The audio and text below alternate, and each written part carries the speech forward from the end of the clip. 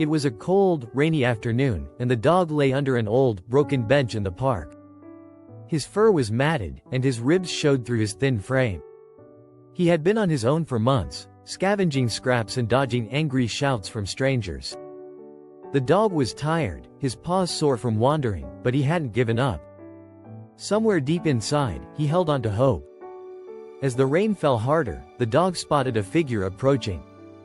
A young girl in a bright yellow raincoat was running toward him. Her face lit up when she saw him, and she crouched down at a safe distance. "Hey, buddy," she said softly, her voice gentle and kind. The dog tilted his head, unsure if he could trust her.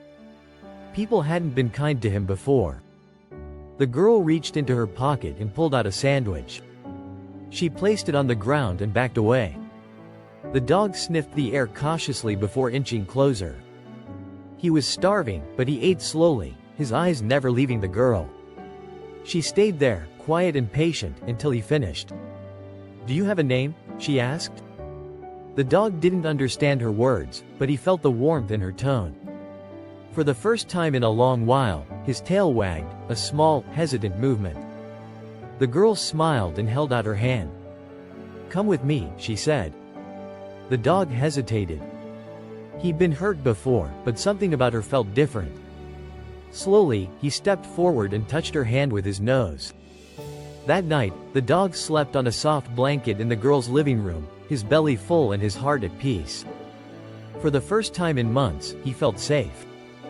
The dog had finally found his home, and his family.